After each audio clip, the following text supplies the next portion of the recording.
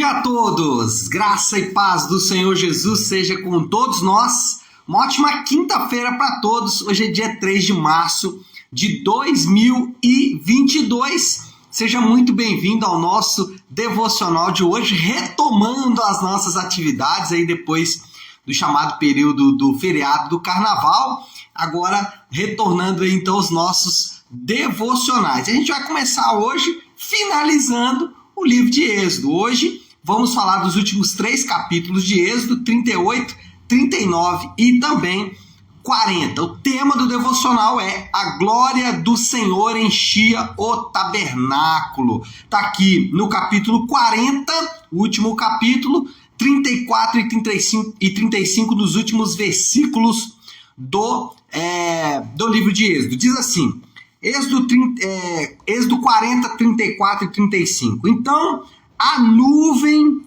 cobria a tenda do encontro e a glória do Senhor encheu o tabernáculo. Duas coisas, a nuvem cobria e a glória enchia. Moisés não podia entrar na tenda do encontro porque a nuvem estava sobre ela e a glória do Senhor enchia o tabernáculo. Então, nós temos aqui esses dois elementos distintos, a nuvem e também a glória. Nós, para darmos uma contextualizada aqui, depois explicarmos que são esses dois elementos, que são a nuvem e a glória, mas para fazer aqui uma contextualização, a nação, ela terminou ali, aquelas pessoas que estavam envolvidas de forma direta e indiretamente na construção, na edificação do tabernáculo. Eles terminaram, então, fizeram tudo o que deveriam fazer, todos os detalhes que foram prescritos por Deus, eles fizeram de acordo com o mandato do Senhor. E depois disso, depois de finalizado todo o processo, depois de consagrado ali, depois de ungido a presença do Espírito de Deus sobre o tabernáculo e sobre tudo que foi construído, agora a glória do Senhor encheu o tabernáculo e a nuvem de Deus se tornou então a direção. Se você ler aqui o restante do capítulo 40, lá nesse texto vai dizer que a nuvem se movia, o povo se movia juntamente com a nuvem. Então nós temos aqui dois elementos, nós temos aqui dois aspectos, tanto a glória que encheu a tenda do encontro, o tabernáculo, como também a nuvem que se tornou a direção para o povo. À medida que a nuvem se movia, à medida que a nuvem caminhava, o povo caminhava junto. Essa nuvem, de dia, ela fornecia sombra e à noite ela fornecia calor, ela era como uma coluna de fogo. Então nós temos esses dois elementos. E o que representam esses dois elementos? O que é a glória do Senhor que enchia o tabernáculo? A glória de Deus no Antigo Testamento ela era representada muitas vezes por uma fumaça densa ou às vezes por uma claridade ofuscante. Dois exemplos aqui de fumaça densa. Quando Salomão consagra o templo, aí você vai ter ali a descrição de a glória do Senhor, chamada ali no hebraico de Shekinah. A glória do Senhor enche então o templo, assim como ela encheu aqui o tabernáculo. Mas também às vezes ela é retratada como uma luz ofuscante. Caso de Moisés, quando ficava ali com o rosto brilhante depois de estar diante do Senhor. Agora, quando a gente avança um pouco mais na história, nós vamos perceber que Jesus, ele é chamado de a glória de Deus, a Shekinah de Deus. Jesus é a fumaça de Deus, Jesus é essa claridade ofuscante de Deus. Com isso, podemos dizer que a glória de Deus é a representação de todos os atributos de Deus. Lá em Apocalipse, vai falar sobre uma claridade ao redor do trono de Deus. Tudo isso representa, é a representação de todos os atributos de Deus. Porque se a glória de Deus é Jesus, Jesus concentra em si mesmo, Jesus concentra no seu próprio ser, Jesus concentra em toda a sua essência todos os atributos de Deus. Então a glória de Deus a melhor maneira de definir a glória de Deus é a representação de todos os atributos de Deus reunidos em um só lugar, reunidos em uma só pessoa, no caso, reunidos em Jesus. Agora, preste atenção no que eu vou dizer, depois de tudo isso. O relacionamento com Jesus desenvolve a nossa capacidade de perceber a glória de Deus. Quando nos relacionamos com Jesus, eu gosto de usar uma analogia para explicar o relacionamento com Jesus. Eu gosto de dizer que o relacionamento com Jesus não é um monte para subir, não é um esforço que eu tenho que fazer, mas é um palácio ao qual eu sou convidado a habitar. Então, o relacionamento com Jesus é morar nesse palácio e interagir, ver como que o rei vai... qual é a dinâmica de funcionamento do rei, como o rei perdoa, como o rei serve, como o rei lidera. E ao perceber como o rei faz essas coisas, eu também começo a copiar, a imitar. Isso é discipulado, isso é relacionamento. Então, é quando nós nos relacionamos com Jesus, quando nós começamos a ver os atributos de Deus funcionando, o amor, a bondade, a misericórdia, a santidade, a justiça, quando eu começo a perceber os atributos de Deus funcionando em Jesus, aí sim eu começo a perceber a glória de Deus. Quer ver? Eu vou dar um exemplo aqui muito comum. A graça comum, a graça de Deus derramado para todos os homens, disponibiliza o amor de Deus para todo mundo. O amor de Deus, ele está espalhado em toda a terra. Nós temos representações e exemplos do amor de Deus em várias pessoas, crentes ou não. Então nós temos pessoas que amam os outros de forma incondicional sem nunca ter ouvido o nome de Jesus. Pessoas que fazem atos e atitudes de amor que nos impressionam. Mas somente o crente reconhece e glorifica a Deus. As pessoas que não são cristãs ou que não conhecem o Senhor, elas vão ver o amor de Deus, elas vão experimentar o amor de Deus, contudo, eles não vão glorificar a Deus. Por quê? Porque simplesmente eles não sabem de onde é a fonte, eles não conhecem a fonte, eles não têm como dar glória àquele que não conhecem.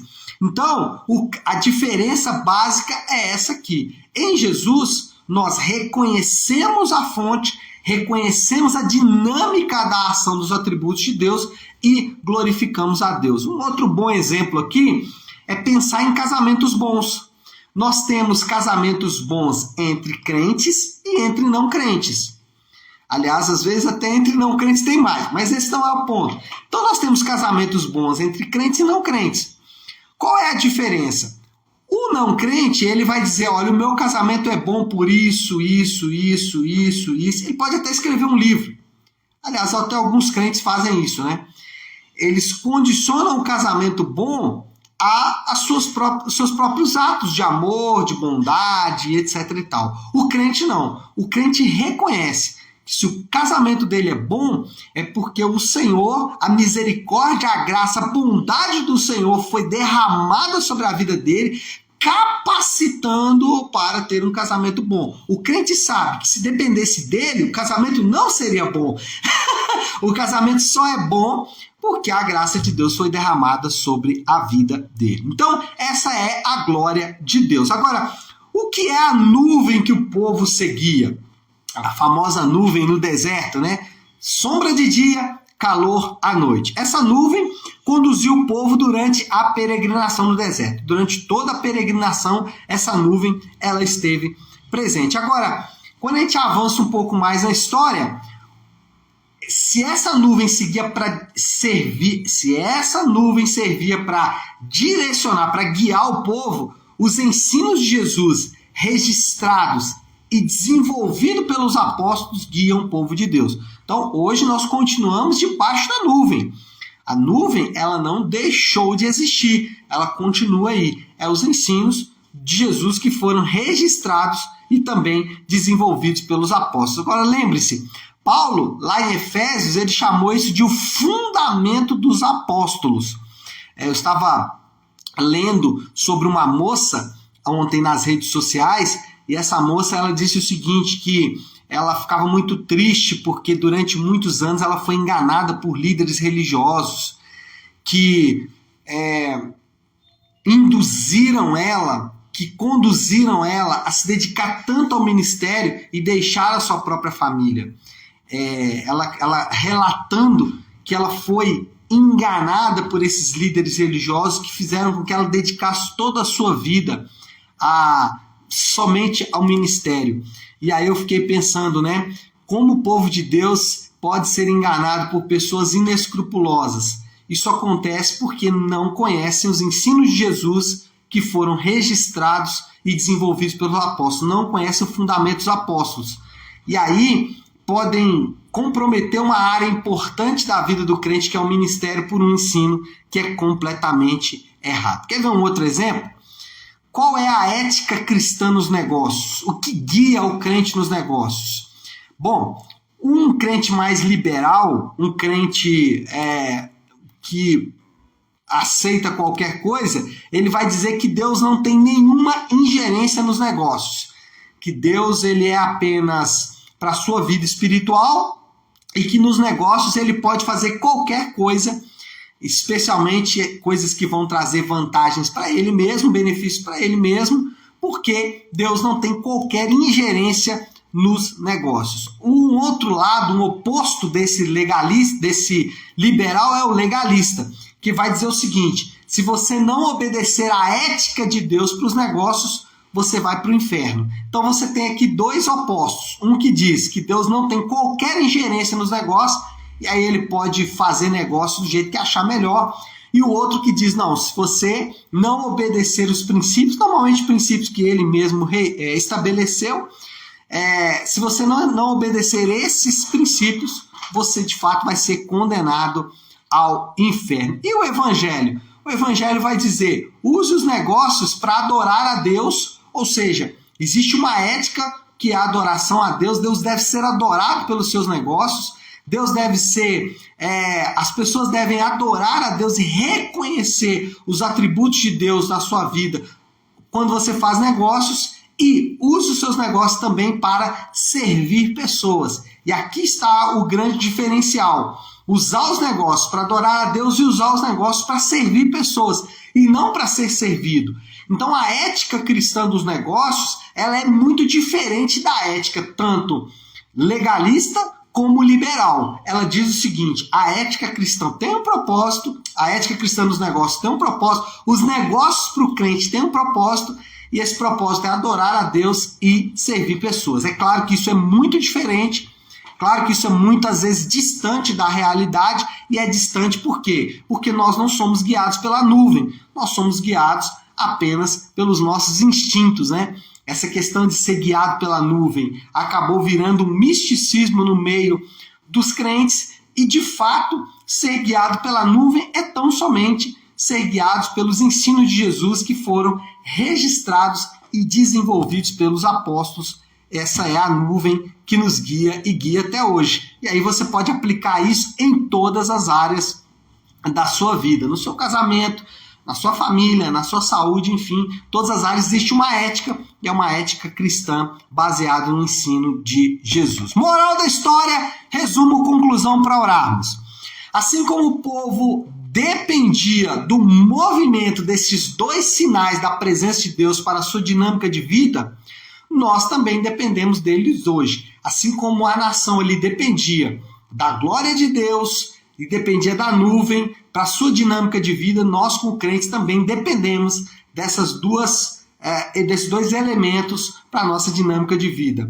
A glória de Deus são os atributos de Deus revelados em Jesus, que glorificam o nome do Senhor, e a nuvem são os ensinos de Jesus registrados e desenvolvidos pelos apóstolos. Qual é o desafio, então? Qual é a aplicação final que a gente pode deixar aqui para esse ensino? Na verdade, uma reflexão, uma pergunta. Como está o seu relacionamento com Deus e sua palavra? Como está o seu relacionamento de forma dinâmica? Que não é só sobre oração, né? Muitas vezes restringimos o relacionamento com Deus à oração, mas não. Como Jesus é a sua referência para como você vive e mais, né, como está o seu relacionamento com a palavra dele. Essas são duas perguntas importantes aí depois desse devocional. Certo, meu povo? Vamos orar? Vamos colocar isso tudo aí diante de Deus, pedindo ao Senhor que nos dê graça para vivermos aí de acordo com a sua vontade. Então, se você puder, pare aí um instante agora aquilo que você está fazendo e vamos juntos buscar a Deus em oração. Senhor nosso Deus, Pai de graça, Deus de amor e misericórdia, Senhor, nós nos apresentamos agora diante do Senhor. Sabemos que o véu ele foi rasgado e que nós podemos entrar na Tua presença. Mas queremos fazer isso, Senhor Deus, reconhecendo que só é possível entrarmos na Tua presença por causa da morte do Teu Filho na cruz que nos deu este acesso. Obrigado pela nuvem, obrigado pela glória do Senhor, obrigado porque o Senhor não nos deixou sem referência, sem direção. O Teu povo precisa ser guiado e nós temos elementos tão objetivos que guiam as nossas vidas nos dias de hoje. Nós adoramos ao Senhor por isso, te agradecemos e oramos assim em nome de Jesus. Amém. Amém, meu povo? Bom, então é isso. Nós vamos ficando por aqui. Que Deus te abençoe. Uma ótima, uma excelente quinta-feira para todos. Fiquem com Deus.